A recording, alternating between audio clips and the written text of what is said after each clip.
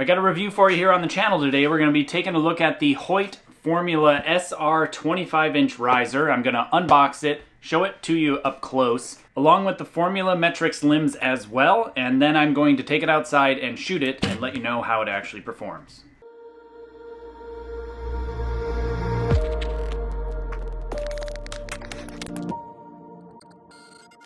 Full disclosure, like I always do on the channel, I did actually purchase this riser and limbs with my own money, and the way that I actually fund that is by you guys clicking the links down in the description below before you go shop at Lancaster Archery Supply or to shop at jakekaminsky.com.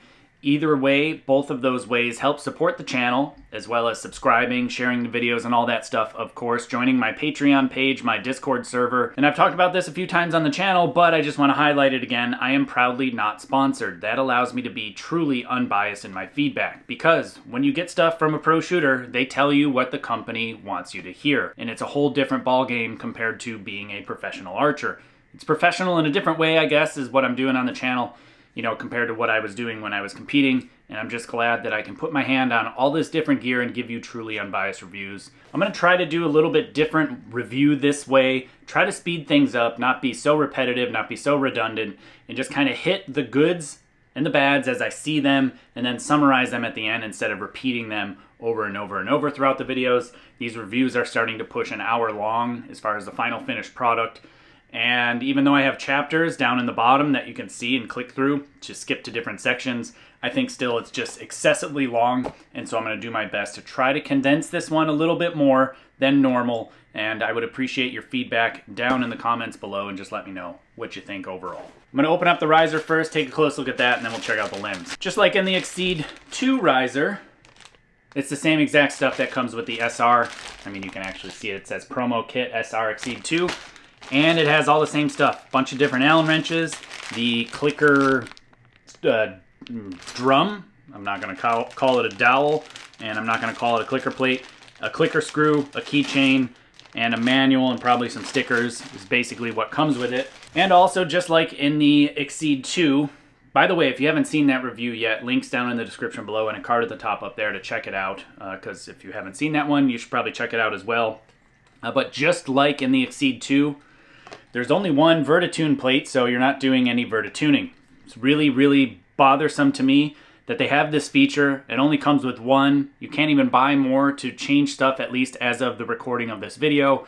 You can't change it. So what's the point of having a design with a VertiTune that you can't tune? You can't adjust it. You can't move it up and down. Just thread the riser then and just make it easier on all of us. So the actual riser, this one, I'm not sure if these are Cerakoted or powder coated. I really want to say they're powder coated based on the look of things. I only said that the Exceed 2 was Cerakoted based on previous Hoyt bows in the most recent past, but it looks like they've gone back to powder coating and away from the Cerakote. And it looks much better than the Exceed 2. There's a whole lot less orange peel.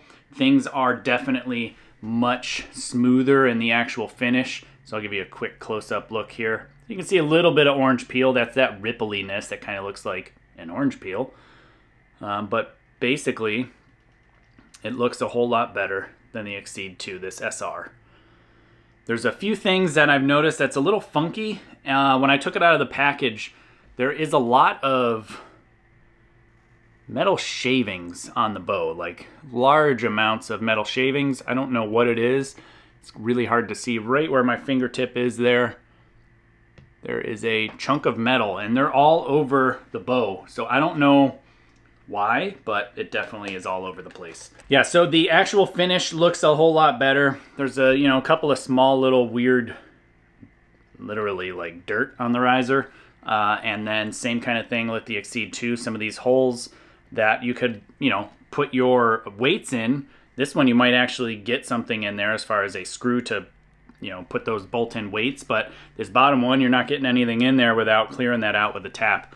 Really unfortunate that you have to do that in order to use Hoyt's own accessories because they didn't do the cleanup or didn't properly plug the holes. So I'm really, not super awesome in my opinion. This has the tension adjustment system. You can add and remove shims to actually rock and change them forward. You have the 360 damper that's pretty cool. You can actually see through it, right? And you see it from the backside too. So that's definitely neat to be able to see through it. Just a little bit different design compared to normal. Just like the Exceed 2 as well. Slightly different shelf shape. A little bit thinner on the shelf. And then the grip is that changed stock Hoyt grip, which definitely feels like a great improvement over the original stock grip. It's still just missing that filler piece there in the palm to make it really, really solid. But overall, it's a huge improvement compared to last year. And I do believe, like I said, that this may be powder coated for a few different reasons. One of those is if you look at the edges, all around the edges, like everywhere there's a sharp edge, you can see the aluminum through the green paint itself. I couldn't see it on the orange, on the Mr. Perfect orange, on the Exceed 2 that I've got on the wall over there. So whatever reason, I can just see the actual, you know, the edges, the aluminum edges through the actual clear coat. Not that that really matters, it's just something that I figured I'd share with you and let you know. Now, as I've said previously in other videos like the GMX 3 series, yeah, that review, the bushing was off-center on my stabilizer bushings as well as a few other issues. And I'm seeing a couple of things potentially. I'd have to put my bow in a jig to measure and see. But to me, it looks like the stabilizer bushing on this one is not in the center, or the edges of the riser weren't cut the correct center, like even amounts left and right. Because if you look at the edge of the riser where it's flat here compared to this side, you'll see this side there's way more material than this side. Although the bushing is centered into the hole that's machined on the face of the riser itself. And the bushing, I believe, by eye looks pretty centered. It's just, for whatever reason, there's more material cut off this side of the riser compared to this side. I don't know why. And if I look at the tiller bolts, this one here in the top looks really, really good. If you use the edge of the riser as it goes around the tiller bolt, you'll see it looks really centered. You know, it's even all the way around. If you turn this one and look at the bottom one, you'll see that not so much even, right? If you look and compare to the edge of the tiller bolt to the edge of the riser, here on each side, it looks pretty good. But if you look down here, the smile down in here, you'll see that there's more daylight over here and less daylight over here. And then if you look up here again, you'll see that there is less daylight here compared to there. So it looks like the tiller bolt's slightly offset to the right side when looking at it like this, but the bushing is, you know, thinner on the left side. So I'm gonna have to throw this bow in a jig and get some better measurements and see if the thing is in fact kind of straight and centered. I suspect that it probably is okay. It's just visually, sometimes you can really see obvious artifacts. You know, artifact around that tiller bolt, you can see it's definitely offset to that side compared to the top. The top is great, the bottom looks like it's offset. Yeah, I just don't know what's going on and why there are lots of metal shavings. There's all sorts of very fine metal shavings for whatever reason. I don't know. It's not a huge amount of it, but it looks like it was coming from when they were tapping stuff. So maybe from post-finishing tapping of the accessory holes. And then another little thing that you can see on the shelf here is that, like I said, you just see the edge through everything, and there's that weird, like, point. I actually got two more sets of the Metrix limbs. One is the Formula foam, and I have the wood Grand Prix. I did already look at the wood Formula up close in the Exceed 2 review, and we will quick check the Grand Prix woods, and we'll just take a look at them and see if they have any of the same issues that I saw in the Exceed review video, like the scratch marks and that kind of stuff in the actual coating and all the dirt nibs and all that. It looks a whole lot better, I think. In general, at least this set of limbs does. There's a lot less of that scratching, right? The horizontal scratching that was going this direction on that review of the Exceed 2, both limbs had it all the way down on both sides. on this set, this particular set, there is a very minor amount on the limb that's on the top here. You might see it. It's very minor. The bottom is much better. But the actual finish on these ones is a lot better. With the exception of the butt of the limb, these have some like junk in the actual fork of the limb. I don't know, it's just a little rough on the finishing, and you know, tons and tons of clear coat built up by the little plastic Delrin machined insert bits in here. It's just, I don't know. I'm not really thrilled with the overall finish of them. For some reason, it's just the finishing doesn't look that great on those. That one's not bad. Those are by far the best set of Metrix limbs I've taken a look at of the 3 so far. And then this is the set of Formula foams. So we're going to take a look at these. I love the case that comes with them. I'm going to set this one down because that's got stuff I definitely want to show you. Actually, they're both that way. Okay. So again, same kind of thing on the front. It looks really good. These ones look much better than that other set there. The butt of the limb, they look much more even and a lot less like overspray or overcoating going on. The fronts look excellent. The white I really like, personally. You know, you get a little, I don't even think that it's really that much orange peel. It's what's underneath is the carbon weave. That's the texture that you're going to see there more than anything, I think, is the actual carbon weave more so than the actual orange peel. The limb tips are much smoother as far as the masking is concerned. It's less crazy and less sharp where the white and the black meet. Now, let's take a look at the backside. The backside is not very good. I'll just have you take a look at them and then we'll talk through it.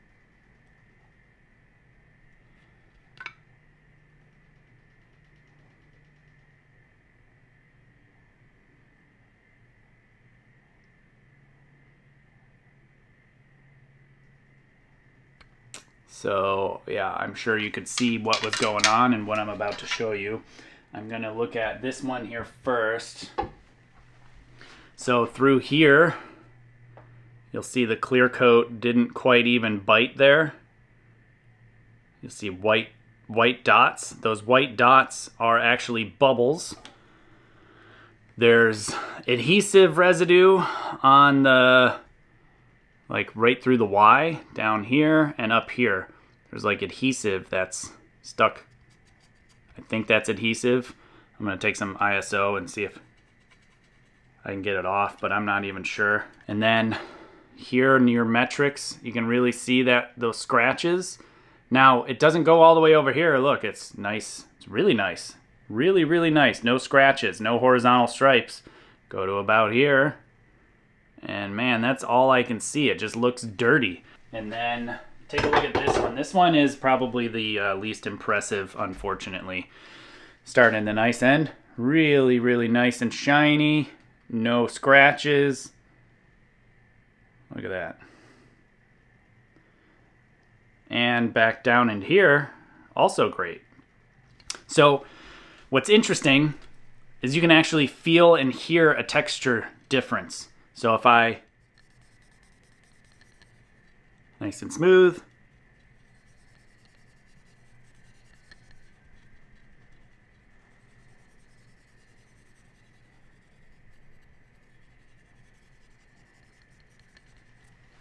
So because I can actually feel a texture difference and hear a texture difference, it leads me to believe that they're scratching this after they're clear coating them. I don't know what is going on. Somebody was really, really aggressive with either sandpaper the buffing compound, there's contaminations in the buffer. I don't know. I have no idea what would be causing this. I've not seen this on a Hoyt before.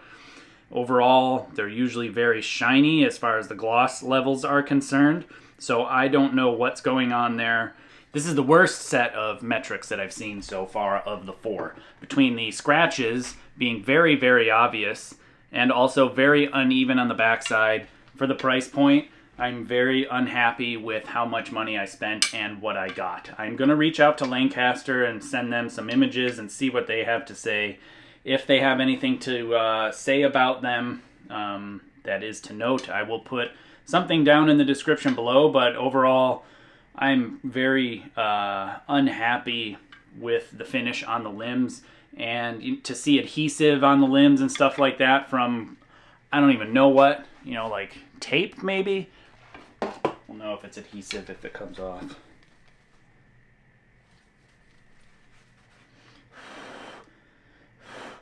Yeah, so it came right off with some alcohol, so it is some sort of residue or something. So I don't know what's going on, but like I said, I'm not exactly thrilled that that's happening. So quick fit check of the lower on the bolt, and it fits actually quite nice. Probably because of the amount of clear coat in the actual fork. That's great though. I'd rather see it fitting nice and snug. And the top kind of stays there. So the fitment's not excellent. It's not perfect. Definitely your mileage will vary, I'm sure. So now that we've taken a close-up look of the actual riser and limbs, I'm going to do my preliminary setup. I'm going to line the bow, get my center shot set, get my accessories bolted on the bow, and I'll be sure to let you know if I find anything on this Hoyt SR25 riser or the Metrix limbs combo as I'm assembling it. I'm going to run the wood limbs that I got previous to this and shoot those because I shot the foam limbs on the Exceed 2. So I want to try the wood limbs and see how they actually feel out of this riser. Alright, and just like that, the bow went together, assembled, aligned, all that stuff, relatively simple. No major issues that I really saw at all. There was one very concerning moment that when I pulled the bow back just after I strung it, I'm not sure if you're going to be able to hear it or not, but on my end, I heard very distinct, I wouldn't even call them clicking noises. It sounded like fibers snapping.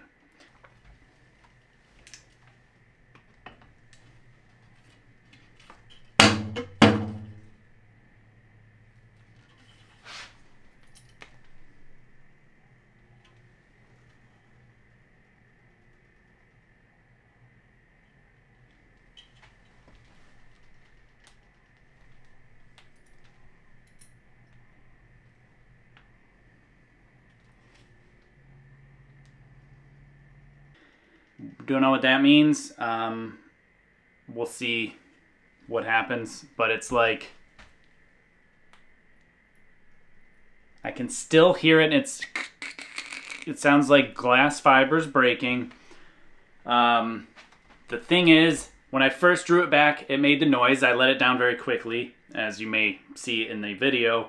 And then I go to draw it back the same amount, didn't do the noise. So I pulled it back a little bit further, and I heard the noise, and I let it down. And so every time I seem to be going past the point of where I was drawing it back before, the longest distance, it makes the noise. So I don't know what it is, if it's just seeing additional amounts of pressure that's maybe setting the little plastic Delrin dots in place further in. I don't know. It's coming out of the bottom limb.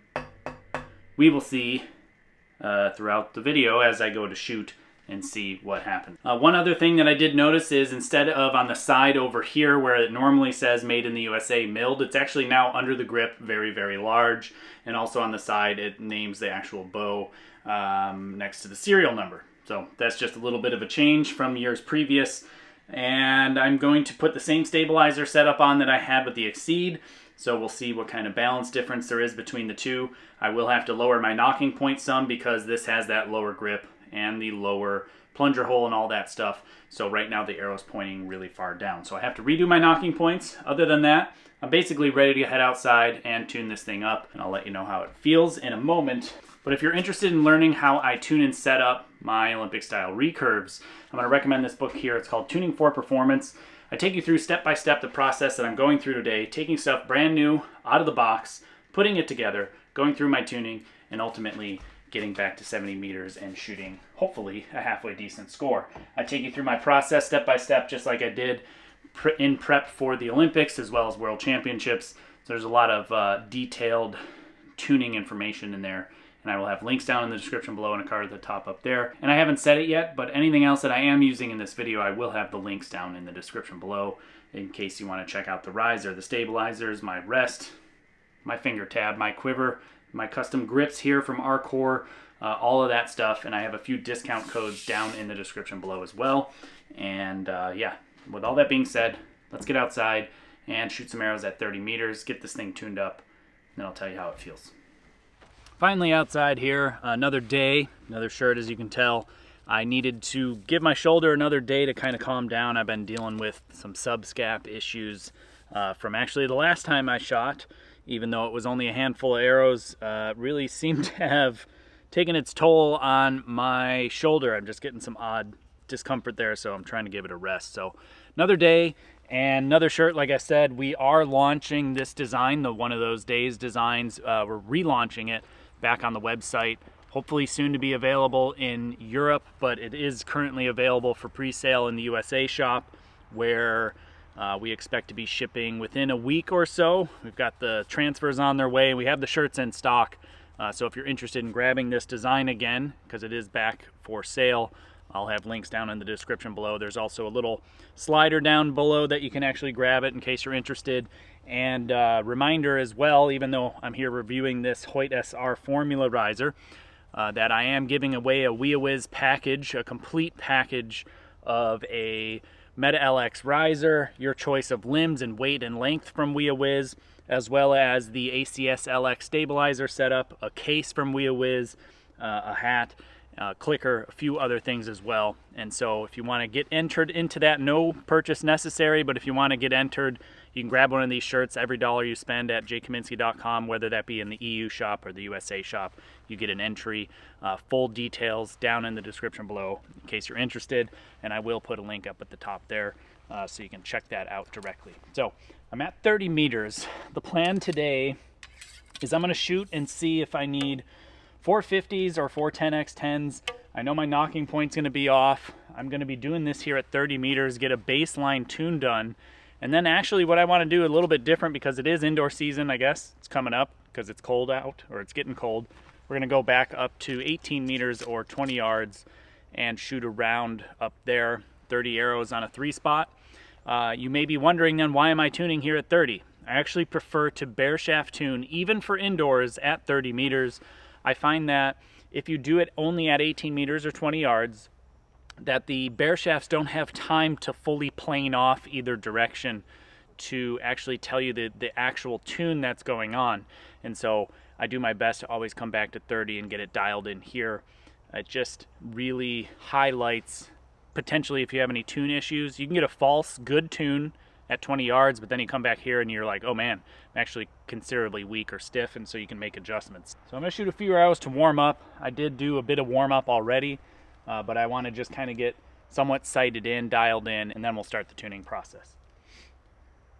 Right now I'm just kind of putting the knock under the bottom knocking point, because again, this SR Formula riser has a much lower pivot point and location of where the arrow is, and therefore the knocking point too.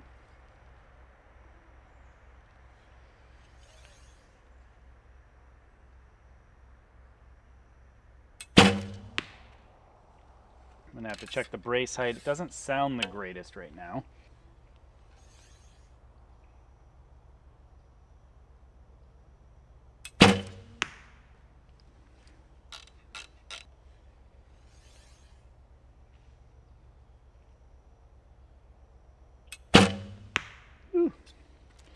Was not the greatest shot. I'm kind of having a hard time seeing past the frame of my glasses. Allergies are killing me, so I'm trying to give my eyes a rest without contacts. I need to remember to put the knock below the knocking points.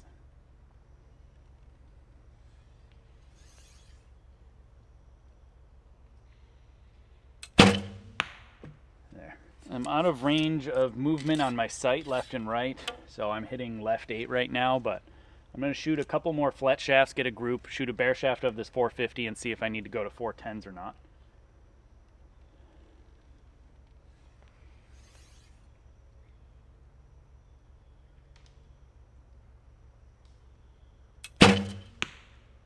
The limbs are very, very smooth.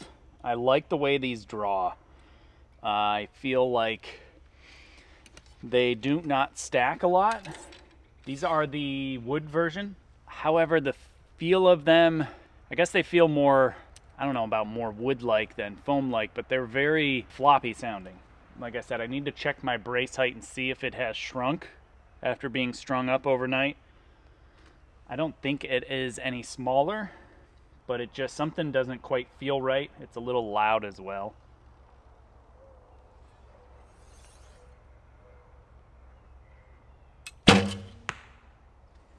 I don't feel a ton of vibration. It just doesn't sound that great. And the bow's it's not as dynamic as the Exceed 2. This is much deader. It's not jumping super hard out of the hand, for whatever that's worth. At least to my memory. Here's a bare shaft, 450 bare shaft.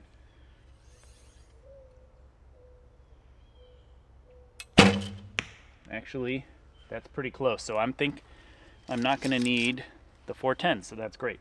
I'm going to go down and pull those arrows, and I'm going to run inside and grab a set of pliers so I can adjust my sight pin so I can get my left and right dialed in. And I'm going to come back and also check my brace height, make sure that's close, and dial this thing in, see if we can get it quieted down.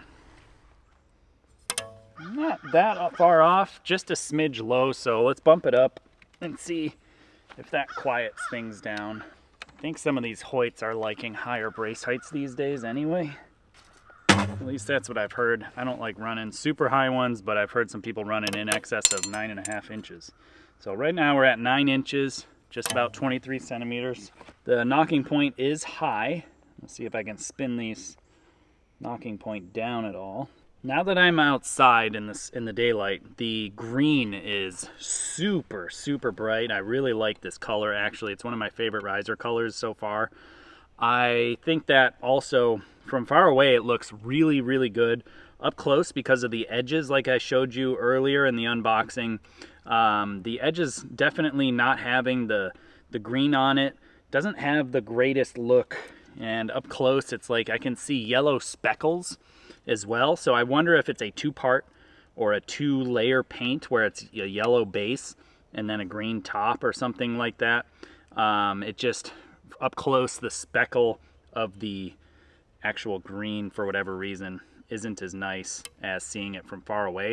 But how bright it is from far away is amazing. So I'll show it to you up close here in a second, so maybe you can see the actual speckles. So I don't know if you'll be able to see.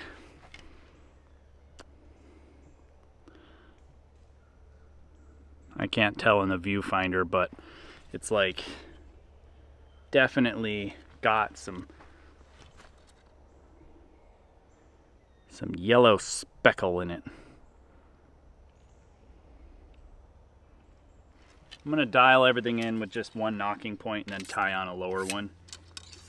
I did lower the knocking point a considerable amount, and I think we're going to hit a little bit on the stiff side.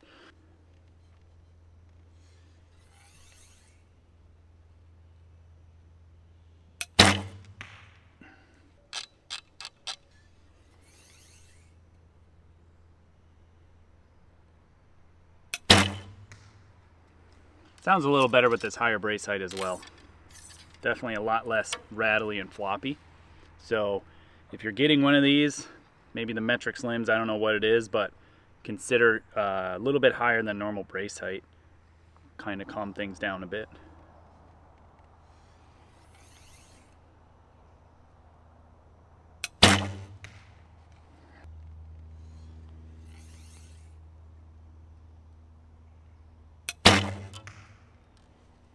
Arrows seem to be flying pretty decent. Shoot one more flet shaft, and then I'll shoot a bare shaft.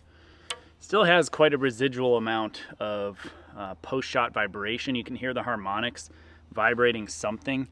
I don't know where this extra loose piece is, but Something is vibrating in the bow and I can hear a metallic-y rattle going on.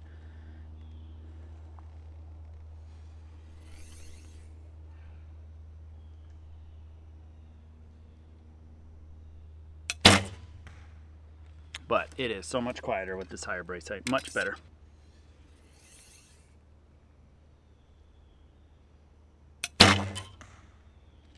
Looks like it hit right in the group, maybe slightly tailed to the right, point to the left.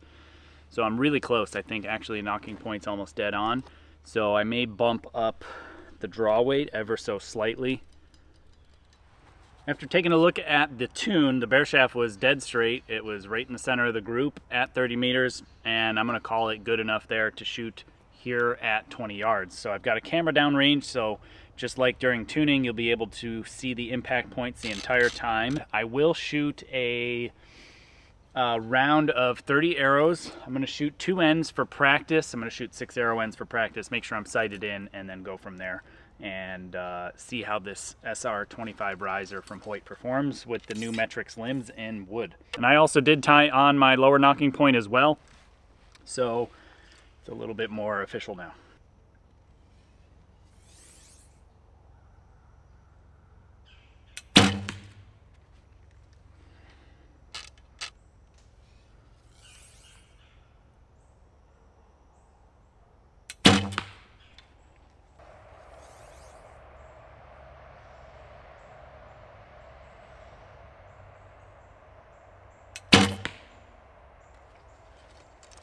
Might bump the brace height up a little bit too. It's still quite wobbly. It's got that really low frequency reverberation going on in the limbs.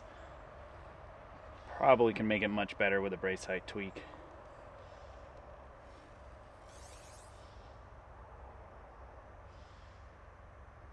I'm gonna quick try that right now. Even though the green's really bright, I'm not seeing it or noticing it when I'm at full draw, so I'm happy about that. I'm gonna add 3 more twists because I like the bright riser. I think it looks cool. I shot a yellow riser back in the day for a little while.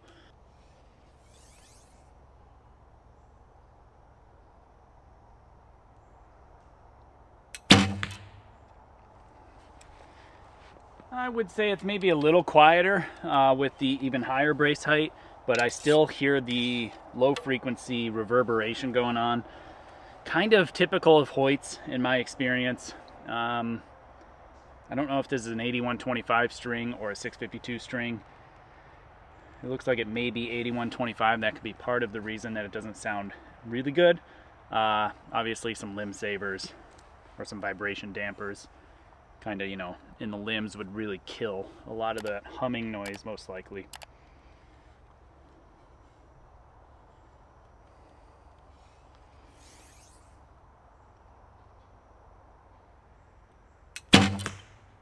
Oof.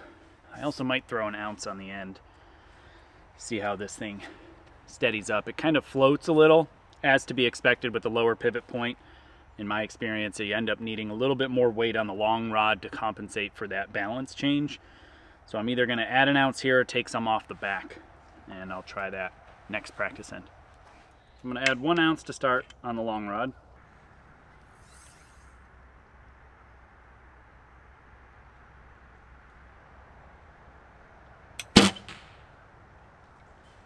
Definitely far more steady, even though that was a shot that went quite long and the sight definitely wanted to move.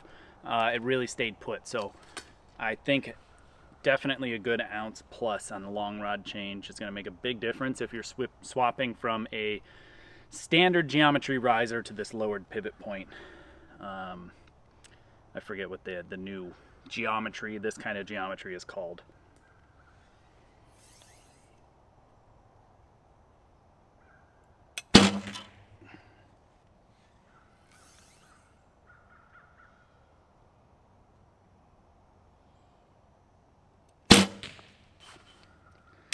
It helps that the clicker clicks before you let it go. I think I felt a ding or a machine mark there on that point, so I'm gonna have to check that one.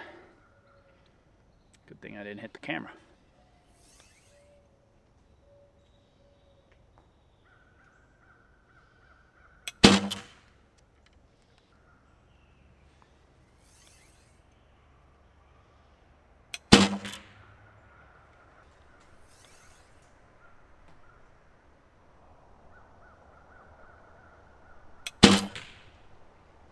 I'm not really sure where my clicker needs to be. Sometimes it feels like it's too far in, too far out. I feel maybe my front bow shoulder wants to come up sometimes, so I'm really trying to set it in setup position before I start drawing the bow back. But I think that's where my draw length inconsistency, the timing inconsistency is coming from, probably in the bow shoulder. So it looks like I'm basically sighted in. So next end, I'm gonna start shooting a 30 arrow round for score. I'll do 3 arrow ends, and I will let you know what I shot when I come back after pulling the arrows, because obviously it's hard to see some of those lines from here. All right, first end for score here at 18 meters or 20 yards with the Hoyt Formula SR25 with the Metrix wood limbs.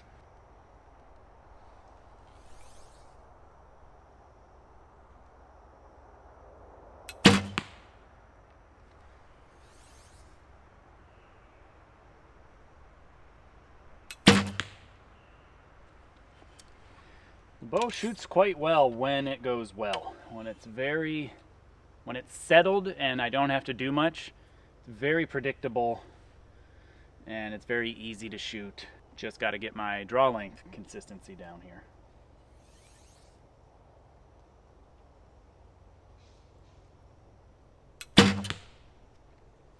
All right, so first end down, I'm gonna go get them, and then like I said, I'll tell you what I shot when I come back. That was a 28 with 1X. The bow, it's like it borders on maybe being a little unstable, meaning like when the timing's going a little long and I need to speed up my timing and my aggressiveness of the expansion, the bow sometimes doesn't want to stay put. Just seems like it has a unwaveriness to it. Could be stabilizer setup, so I may throw another ounce on the long rod and see if it stops that. I'm sure it's me though. It's not really the bow. If I spent a lot of time dialing this thing in, I'm sure I'd be comfortable with it. But just initial feedback.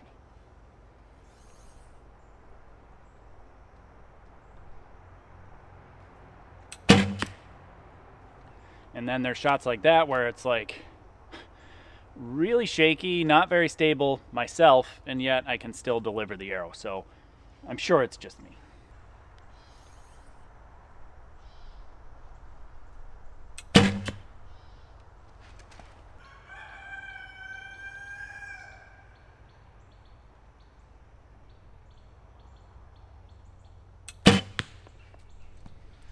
Thinking to myself, I should let this down as I felt the front bow shoulder coming up, and then clicker clicked. So looks like a 29 from here. We'll go find out. It was in fact a 29 with 1X. When you have distracting thoughts that come in and you know better, you really should let down.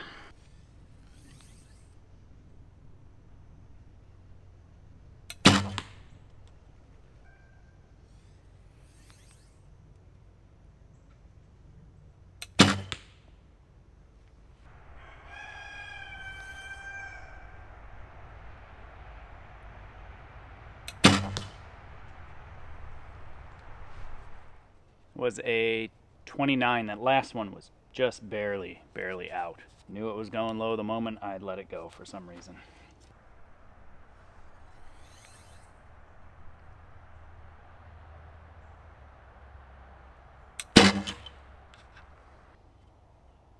Center serving is coming undone. See if I can end this end and then glue it down.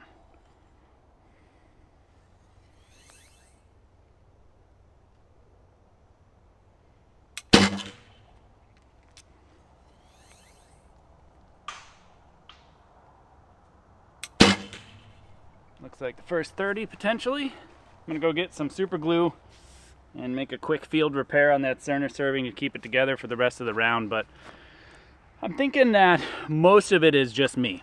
It's that I'm not super dialed in with the bow. Obviously, a slightly different geometry, like a lowered pivot point, lowered hand in the bow, lowered knocking point as well, because the whole arrow, everything comes down, changes the overall balance properties of the bow. And I think with some time, it would be I'd be able to dial this thing in. 20 yards, 18 meters is, you kind of see everything that you're needing to work on in stabilization, in my opinion.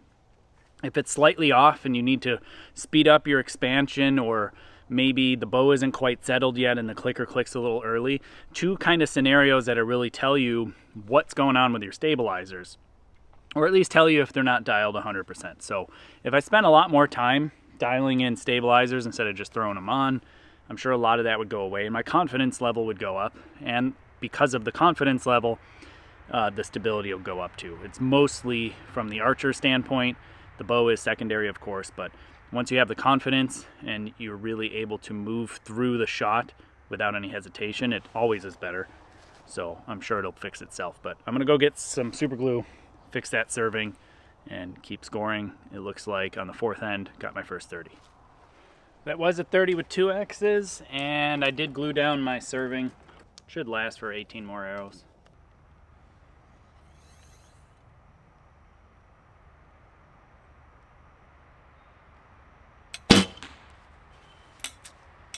That was my fault.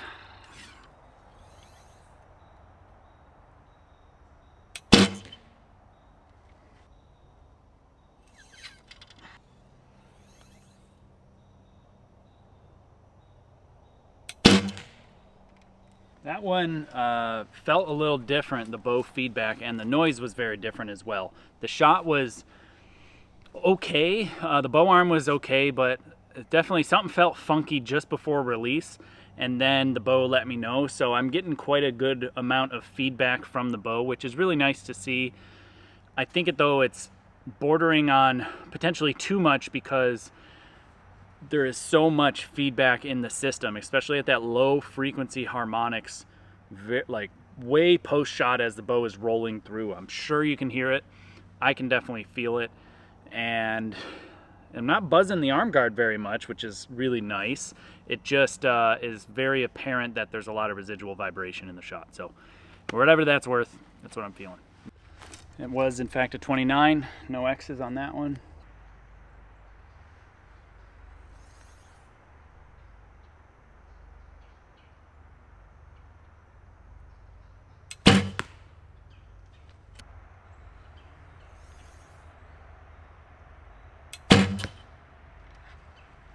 Oh, it was very quick.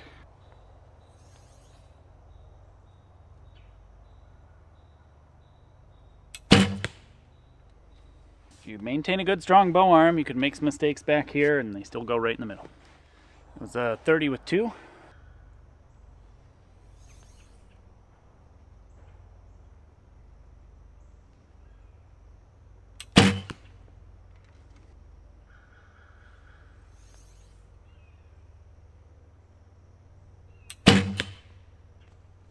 That arrow flew really funny.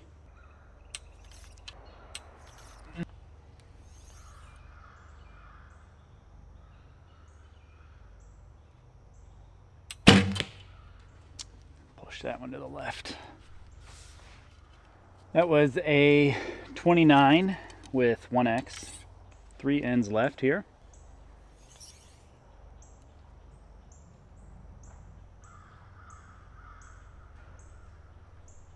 I should have let that one down too.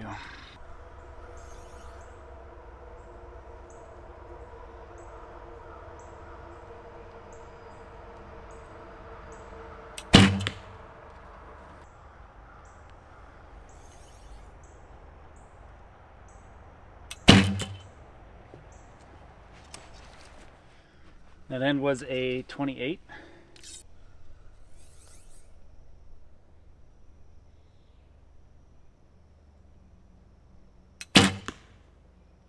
Yeah, I'm very weak in the bow arm. Definitely stabilizer optimization would definitely be helpful, but it's all me. If I do my job, it's okay.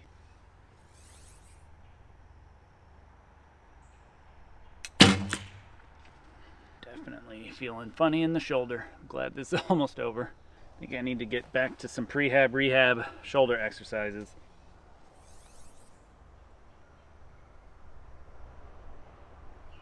That's better. All right, looks like a 29. Last end for score here.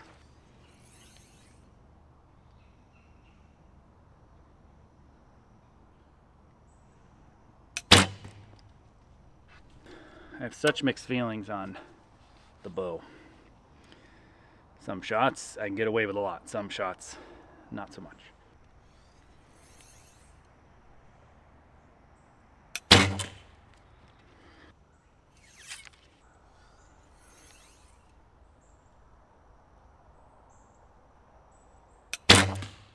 Yeah, looks like 29 or 28 to finish. I'll go down and check them and total up the score, and then I'll let you know my final thoughts here on the Hoyt SR25 and Metrix lens combo.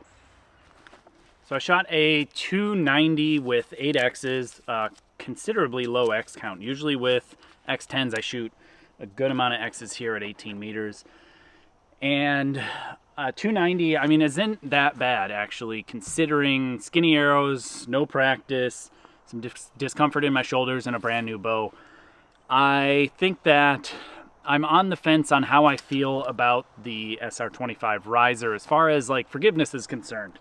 And the reason I'm on the fence about it is because some shots I was really able to get away with a lot as far as the forgiveness level is concerned. Like when I made a mistake or things didn't quite feel well, if I kept moving and shooting a decent execution, like meaning I make the execution happen fluidly, the arrow went right in the middle sometimes. Sometimes it was a struggle. Sometimes I made a small tiny error and the arrow just didn't go anywhere near the middle at all, at least not to what I felt like. However, none of it was surprising, meaning I knew I made a mistake and that's why the arrow went out. I didn't have any perfect shots that didn't go in the middle.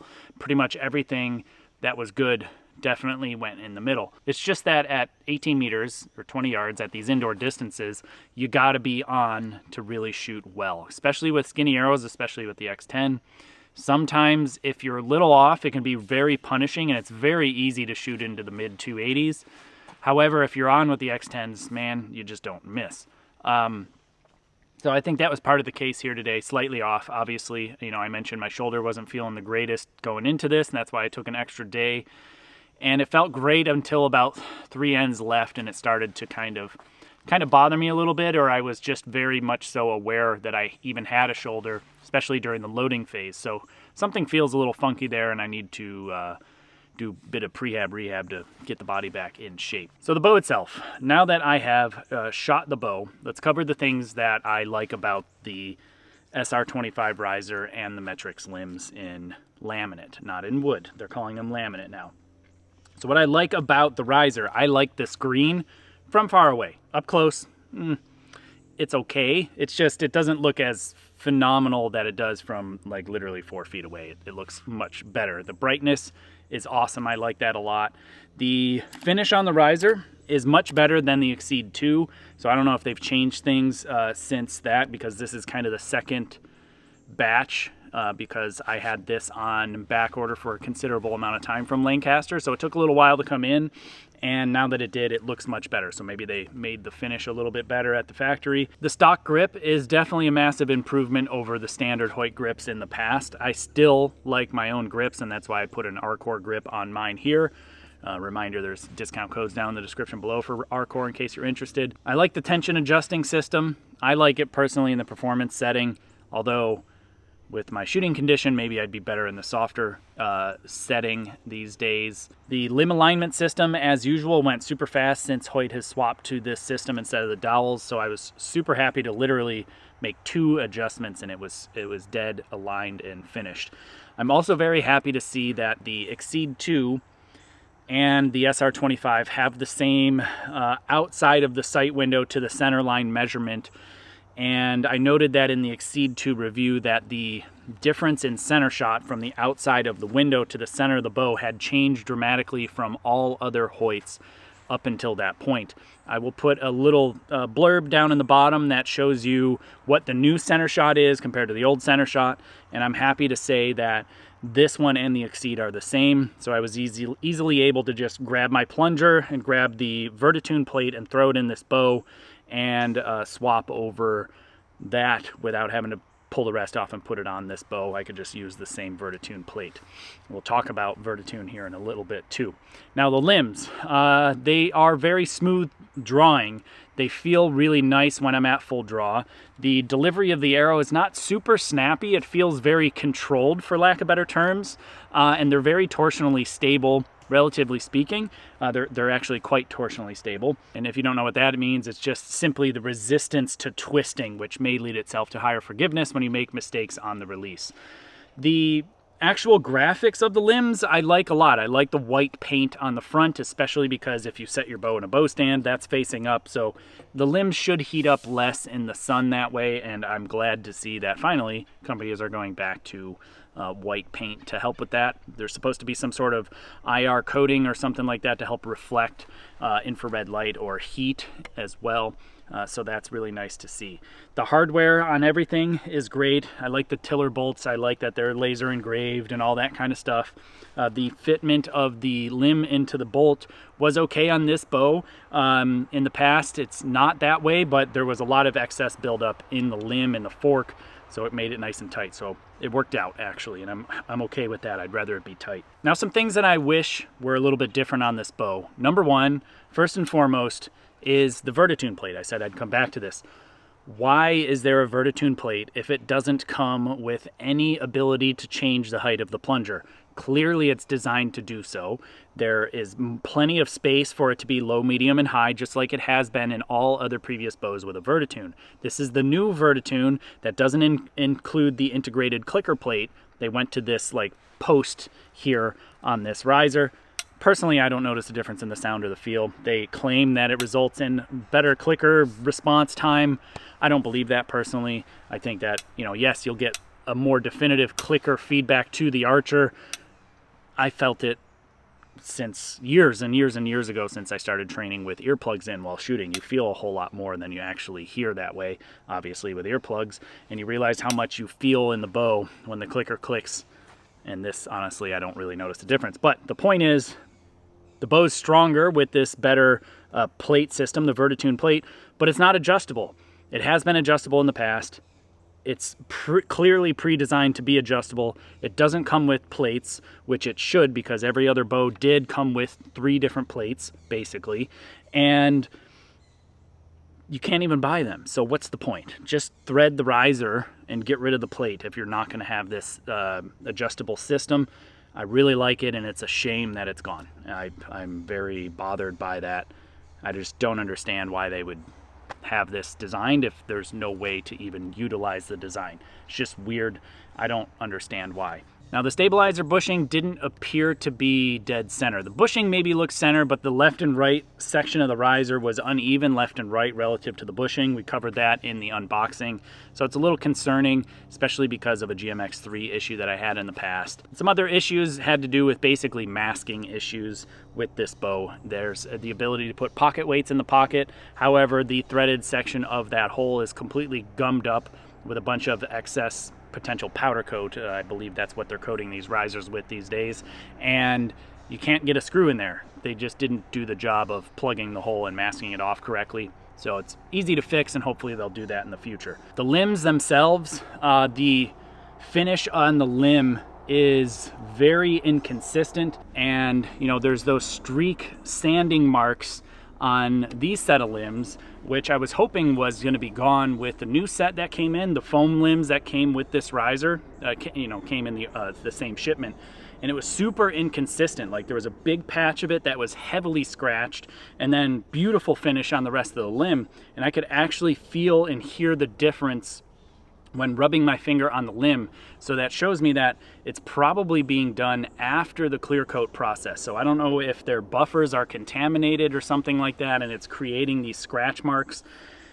For the price point, the actual finish on the limb is really, really bad. It's one of the worst finishes I've ever seen on a set of limbs, period. I'm trying to think of any limb out there that I've ever seen that the clear coat is worse than these. There's just, between dirt nibs, drips, scratches, uneven coating, poor masking, it's just really a shame that such expensive limbs look the way they do. They don't have the same price point that they do feel and look wise. I'm really disappointed in that, personally speaking. And I also didn't like that I had to run a higher brace height to get this bow to quiet down either. So I don't know what's going on there, why that happens to be that way, but I definitely needed to bump up my brace height I think I said brace height, to get this bow to feel better.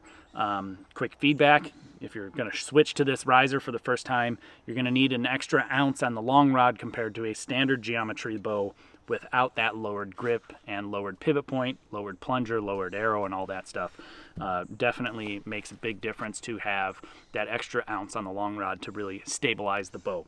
And again, to hit the limbs again, for the price point, I understand they're trying to, or they're claiming they optimize every single limb for every single build to be as best as it possibly can. So meaning small, medium, and long, all of the draw weights, the layup of the limb is supposed to be optimized for maximum performance, whatever that means. They said that. I would like to see some proof. The white paper is not proof. It's just more marketing material and just a claim. The actual finish doesn't match the claimed time spent to optimize all the limbs. If you're going to spend all that time and extra money and all that to optimize each limb build, spend a little bit of time to finish the limbs a little bit better. And I know that people will be much happier out there and feel like they're getting good value for the money spent. But the money that I spent on these, I'm really not feeling like I'm getting good value out of it. It just leaves a lot to be desired there. So overall, I think it's a solid bow. It is predictable in many ways. It's very simple to use, especially in the limb alignment. I like that there's a lot of adjustability in the limb pocket. You can straighten limbs up. You can do all sorts of different things like that. You know, it's a typical Hoyt. It's got the name, it's got the warranty, it's got the branding, all of that. I love the new colors. The new colors are great this year, and I'm happy to see that people are doing stuff with the limbs. I'd like to see some proof there to see if they're truly optimizing and see what the difference is. And just, I would love to see a little bit more data and information as to how these are being optimized for each limb layup and draw weight and length and all of that stuff. I think it would be cool to see, and it would definitely encourage others to dive in and buy in if it truly is that much better. But overall, I think that there's just some polishing around the edges that need to be done. And usually that's not an issue with Hoyt, but for whatever reason, the execution on the limbs and then the lack of an adjustable VertiTune plate, why is it there if it's not adjustable? With all that being said, if you are interested in grabbing any of the products in today's video, I will have links down in the description below. Genuinely, it makes a huge difference when you click those links before you shop there. That's how you help support the channel without spending any extra money. What I do with those funds is I purchase this equipment for the sake of a review so you can get truly unbiased feedback when it comes to spending your hard-earned money on archery gear. I'm truly proud to be not sponsored anymore, and I'm glad to be able to not have to be a mouthpiece for a company. I'm able to give you the true, honest feedback on how these bows feel, what I like about them and what I don't. And you can also head to my website, jkaminski.com, kaminskiarchery.com, and shop there for things like bare bow weights, Wave Pro vanes, various different products, and apparel as well. And reminder, I'm running a giveaway right now for the WeaWiz package, where you can get a WeaWiz Meta LX riser, your choice of WeaWiz limbs, a case, a carbon clicker, a WeaWiz ACS LX stabilizer system, and a hat, and all sorts of other little bits and bobs that I've got for you too. And so if you want full details on that, there's links down in the description below. No purchase necessary, but if you head to the J. Kaminski website, every dollar you spend through November 30th gets you one entry into the giveaway, which will be a randomly selected drawing to anyone worldwide. We'll take care of shipping and ship it to you no matter where you are in the globe. So with all that being said, I hope this video was helpful in deciding whether or not you want to purchase the Hoyt SR25 riser or the Metrix Formula limbs.